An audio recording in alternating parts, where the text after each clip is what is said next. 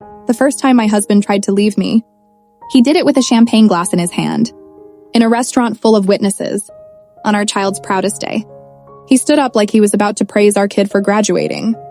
And instead he smiled at the crowd and said, "I've decided to start a new life. Without you." For half a second, I couldn't hear anything. Not the music, not the clinking forks, not even my own breathing. I just saw the way every head turned toward me, waiting for the collapse. The tears, the screaming, the public humiliation. I looked at our child, still in the cap and gown, eyes wide like someone had yanked the floor out from under them. I felt something in me go perfectly still. Not numb, focused. I smiled at my husband, slow and polite, like I was congratulating him on a job interview. "Congrats," I said. "That takes guts." His smile twitched. He didn't expect that. I didn't say his name. I didn't need to. 28 years of marriage taught me the rhythm of his ego. He wanted a scene because a scene would make him the victim. If I cried, he'd call me unstable. If I yelled, he'd call me abusive. If I begged, he'd call me pathetic. So I gave him something worse. Calm. I reached into my purse and pulled out a sealed envelope. Cream-colored, heavy, and perfectly flat. I placed it beside his plate with the care of someone setting down a dessert menu. He stared at it like it might bite him. "What's that?" he asked, still standing, still performing. "Something to read later," I said. My voice didn't shake. I made sure it didn't. Right now, this is still our child's day. I leaned over, kissed my kid's cheek, and whispered, "I'm proud of you." "Look at me, you did it." Their lip trembled. Their eyes watered. But they nodded like they understood what I was doing. Like they felt me choosing them over the spectacle. Then I stood, turned to the room, and said, "Please enjoy your meal. Thank you for celebrating with us." That's it. No accusations. No explanation. No begging anyone to choose a side. I walked out. Behind me, the murmurs hit like a wave finally allowed to crash. The door closed. The summer air outside slapped my skin hot and bright. And for the first time in months, my lungs pulled in a full breath. Then the door flew open again. "What the hell is this?" my husband shouted from behind me. The confidence was gone. The pitch was higher now. "What did you do?" I didn't turn around. I just kept walking, heels steady on the sidewalk like a metronome. Because while he had been planning a dramatic exit, I had been building an exit of my own. I had been the practical one our entire marriage. The one who remembered due dates. The one who balanced accounts. The one who said, maybe we shouldn't, right before he did it anyway. I had been the one who stayed employed when he found himself. Lost himself, reinvented himself, and tried to sell the world another version of who he was. And for years, I told myself it was fine. Because stability mattered. Because our kid mattered. But 3 months earlier, a tiny transfer showed up in our joint account. Nothing dramatic. Not a suitcase of money. Not a screaming red flag. Just a small amount sent to a bank I didn't recognize. Tagged with a bland label like a utility bill. Most people would overlook it. I didn't. I stared at it the way you stare at a hairline crack in glass, knowing it's going to spread. Then I pulled up the previous statement. Another transfer. Same destination. Another one the month before that. My husband came home that night and kissed me on the forehead like usual. Like I wasn't sitting on a live wire. He told me we needed to tighten our belts for retirement. He told me the market was scary. He told me it was responsible to cut back. 2 days later, his phone buzzed while he was in the shower. It wasn't locked. He never thought he needed to lock it. He thought trust was my weakness. A message popped up from C. Can't stop thinking about tomorrow. After the graduation dinner, we're finally free. My stomach went cold. I didn't scroll like a maniac. I didn't blow my cover. I took a photo with my own phone, hands steady. Then I set his phone down exactly where it was, at the exact angle, like I had never touched it. That night, I lay next to him while he slept, listening to the familiar sound of his breathing. And I realized something horrifying. He wasn't leaving because we were unhappy. He was leaving because he thought he'd already won. And that was when I stopped being the wife he could predict. The next morning, I didn't confront him. I made coffee. I packed a lunch for our kid. I listened to him complain about traffic and deadlines like nothing inside me had cracked open. That was the moment I understood something about myself that I wish I had learned years earlier. I was very good at pretending.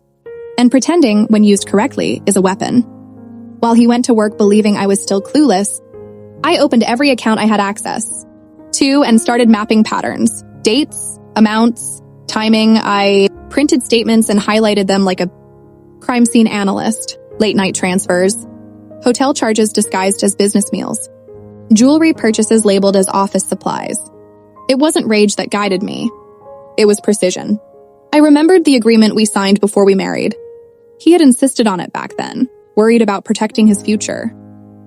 I had laughed young and naive, thinking it was unnecessary. I had more savings than he did at the time. I signed because I loved him and believed love made paperwork meaningless. Turns out paperwork remembers everything love forgets. I found the agreement in a locked file box in the closet, buried under old tax returns and warranty manuals. I sat on the floor and read every line slowly, like a prayer I had never really believed in before. There it was. A clause he had probably skimmed and dismissed. A condition tied to loyalty. Not emotional loyalty. Legal loyalty. The kind that leaves fingerprints. I didn't smile. I didn't celebrate. I felt something steadier than satisfaction. Relief. Over the next few weeks, I lived two lives. In one, I nodded through dinners, laughed at jokes, and helped plan a graduation celebration that everyone said was so thoughtful. In the other, I met quietly with a lawyer during lunch breaks, sliding folders across polished desks. I learned words like discovery and disclosure. I learned how asset trails work when someone thinks they're smarter than their spouse. I learned how long betrayal takes to show itself on paper. Every night, my husband came home energized, lighter, already halfway gone. He didn't notice when I stopped asking questions. He didn't notice when I stopped sharing my day. He mistook my silence for acceptance. The girlfriend showed up more often in our lives than he realized. Not physically, socially. She liked photos, commented on posts, appeared in group gatherings just long enough to look innocent. The worst part wasn't the affair. It was the planning.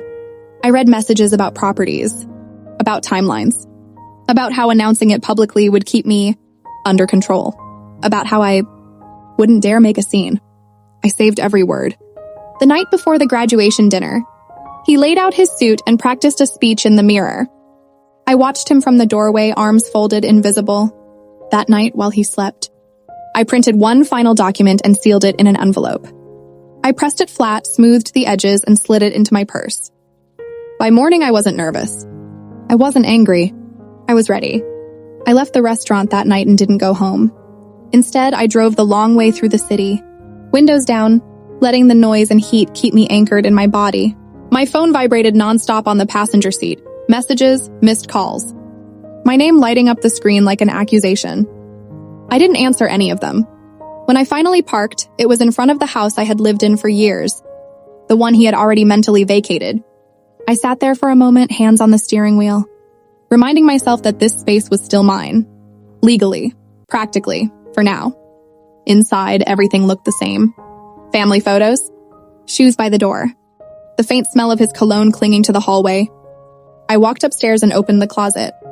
That's when I saw the suitcases, not dusty, not buried, packed neatly and pushed just far enough back that I wouldn't stumble over them unless I was looking.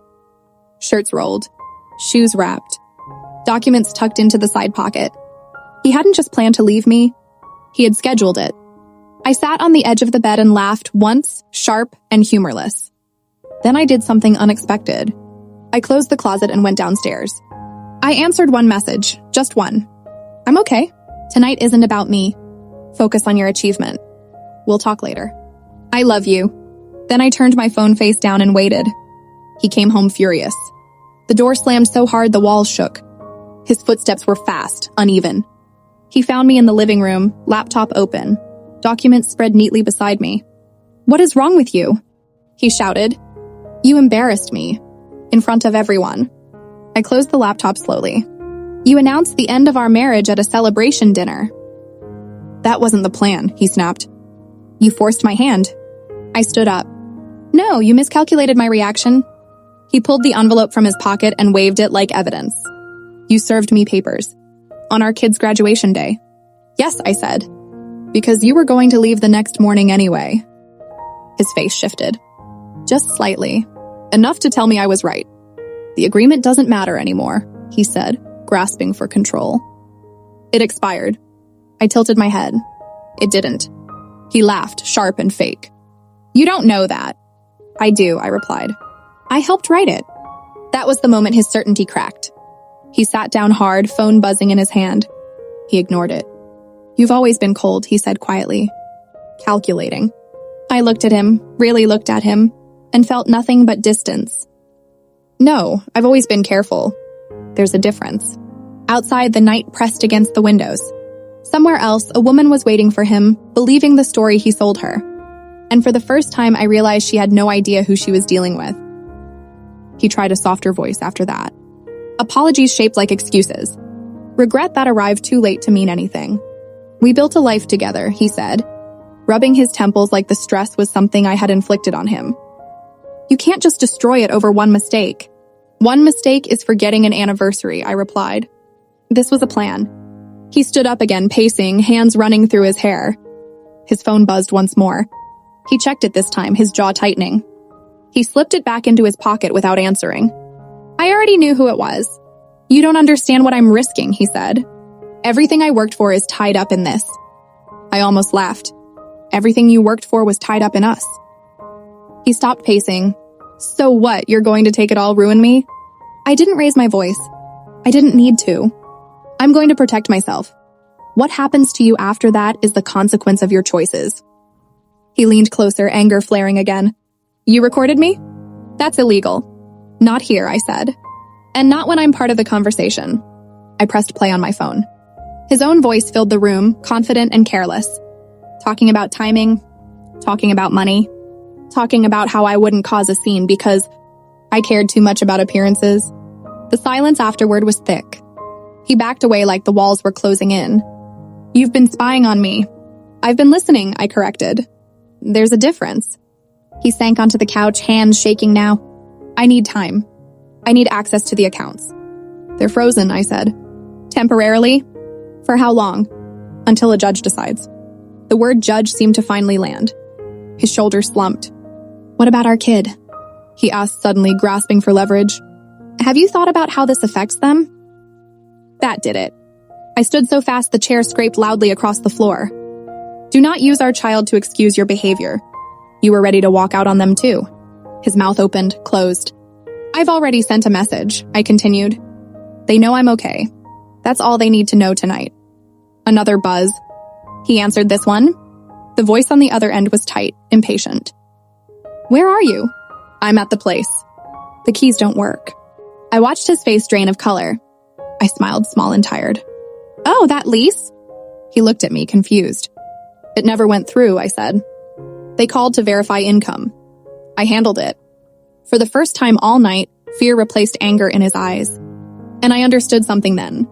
His new life hadn't just collapsed. It had never existed. He stared at the wall for a long time after that, like he was waiting for it to explain what had just happened. I can fix this, he said finally, but the words had lost their weight. They sounded like something he'd repeated to himself in the mirror. I'll talk to them. I'll straighten it out. You already did, I replied. Just not the way you wanted. I picked up my bag from the chair. I had packed it earlier that day, quietly, efficiently. He noticed it now, eyes flicking to the zipper, the overnight clothes folded inside. You're leaving? He asked, offended, like I was breaking some unspoken rule. Tonight, I said. You'll have tomorrow to collect what you need. After that, the locks change. He laughed again, brittle and sharp. You think you can just throw me out? I think, I said slowly, that you threw yourself out months ago. Another knock echoed through the house. 3 short taps, hesitant but firm. My chest tightened for just a second before I exhaled. I knew that knock. I opened the door to find his sister standing there, arms crossed, disappointment etched into every line of her face. She didn't look at him right away. She looked at me. Are you okay? She asked softly. I nodded. I am. Only then did she turn to her brother. I told you to end it. I warned you. He looked betrayed. You told her? Yes, she said. When I realized you weren't going to do the right thing. He muttered something about everyone turning against him. I didn't correct him. It was easier to let him believe that than to accept responsibility. I stepped outside with my bag. The night air was cooler now, calmer. I paused at the door. Our child is staying with you tonight, I said to his sister. They don't need to hear this. She nodded. Of course. I didn't look at him again. I didn't need closure from someone who had already closed the door behind my back. As I walked to my car, my phone buzzed. A message from our child. Are you really okay? I typed back before I could overthink it. I will be, and so will you. I drove away, headlights cutting through the dark, feeling something unfamiliar settle into my chest. Not grief, freedom. And somewhere behind me, a man sat in a house full of consequences, realizing too late that the woman he underestimated had been the one holding everything together. I didn't sleep that night. I lay awake on the unfamiliar couch, staring at the ceiling fan as it turned in slow, uneven circles, listening to a house that wasn't mine breathe around me. Every sound felt louder without him in it. The quiet wasn't peaceful yet. It was raw, untested. Just before sunrise, my phone vibrated again. This time it wasn't family. It was my attorney. The emergency filing went through. Temporary freeze approved. He has access only to his personal account. Nothing else moves without the court. I read the message twice, then set the phone down on my chest and closed my eyes. Not because I was tired, but because the tension I'd been holding for months finally loosened its grip. By mid-morning, the calls started. Friends, distant relatives. People who had been at the dinner. People who had heard a version of the story already twisted, just enough to make me sound unstable. I didn't correct them. I didn't defend myself. I simply said, we're separating. I'm handling it. The ones who mattered heard the calm in my voice and understood there was more beneath it. Our child came by in the afternoon, eyes red, shoulders tense, trying to be brave for both of us. They sat beside me and asked the question I had been waiting for. How long did you know? Long enough, I said. Not long enough to stop it, but long enough to prepare. They nodded slowly. He told everyone you planned this. That you set him up. I didn't flinch. Planning is not the same as lying. They looked down at their hands. I don't recognize him anymore. I reached for them. Neither do I, and that's okay. That evening, he tried again. This time with messages instead of shouting. Long paragraphs about history, about memories, about how people change and forgiveness matters. I didn't reply, because forgiveness doesn't mean surrender, and silence, when used correctly, is louder than any argument. 3 days later, we stood on opposite sides of a small courtroom. He had a lawyer who looked unprepared. I had documents stacked neatly, every page labeled, every transfer traced. When the judge reviewed the agreement, the room went still. The clause he dismissed years ago was still there. Clear, unforgiving. The freeze stayed. The house stayed with me. And as the gavel came down, I felt the last illusion break. This wasn't revenge. This was accountability. And as I walked out of that courtroom, I didn't feel victorious. I felt untethered, like a woman stepping into a life she had delayed for far too long. The fallout didn't arrive all at once. It came in pieces like aftershocks. His business stalled first. Without access to joint funds, invoices went unpaid. Promises he had made to partners turned hollow. I heard about it through other people, never from him directly. He stopped calling after his messages went unanswered. Pride can survive betrayal, but it doesn't survive indifference. A week later, I learned the girlfriend had moved out of the apartment she never truly moved into. Apparently, she hadn't signed up for uncertainty. She hadn't expected delays, frozen accounts, or a man suddenly unsure of his own future. The story he sold her didn't match the reality he was living. That night, I sat alone in my kitchen, boxes stacked around me, deciding what stayed and what went. Every object felt like a question. Was this memory real, or was it a version of the past I edited to survive? I threw away more than I kept. I returned to work briefly, long enough to remember why I had been unhappy there. The meetings felt smaller now. The problems less important. One afternoon, I sat in my car during lunch and realized I no longer wanted to wait for permission to begin again. So I didn't. I rented a small office with a window that faced the street. I set up a desk, a chair, and a secondhand bookshelf. I ordered business cards with my own name on them, no title attached to anyone else. The first woman who sat across from me cried before she spoke. She was terrified, confused, ashamed of not knowing where her money had gone. I understood her immediately. Word spread quietly. One woman told another, then another. They came to me not just for numbers, but for reassurance, for clarity, for proof that survival could look like rebuilding instead of retreating. Our child visited often. We talked about boundaries, about disappointment, about how love can exist alongside distance. He keeps asking if I'm angry, they told me one evening. And what do you say? I say I'm learning. That answer stayed with me. Months passed. The court finalized what had already been decided emotionally. I kept the house. The accounts were divided as outlined. He walked away with what he had hidden, minus the illusion that it was enough. The last time I saw him, he looked smaller, quieter, like someone who had mistaken entitlement for security. I never thought you'd do this, he said. I know, I replied. That was your mistake. As I drove home, windows down, I wondered something I still don't have an answer to. If he had never tried to leave me in public, would I have ever realized how ready I was to leave him? 6 months later, my life barely resembled the one I had been afraid to lose. The office had grown, not just in size but in purpose. Every chair across from my desk carried a different version of the same fear I once had. Women who thought love meant ignorance. Women who thought asking questions made them disloyal. Women who believed stability was something someone else controlled. I showed them otherwise. Slowly, patiently, with facts instead of comfort lies. Some days after the last client left, I would sit alone and let the quiet settle. Not the heavy quiet of waiting for someone to come home. The good quiet. The earned one. Our child flourished too. New city, new job, new confidence. They spoke differently now, with a steadiness that came from seeing truth up close and surviving it. He still asks about you, they told me once. Not in a dramatic way, just like he's trying to understand where it all went wrong. Sometimes, I said, understanding comes after consequences. I ran into him only once after everything was finalized. At a grocery store. Of all places. No lawyers. No paperwork. Just fluorescent lights and awkward silence. He looked older.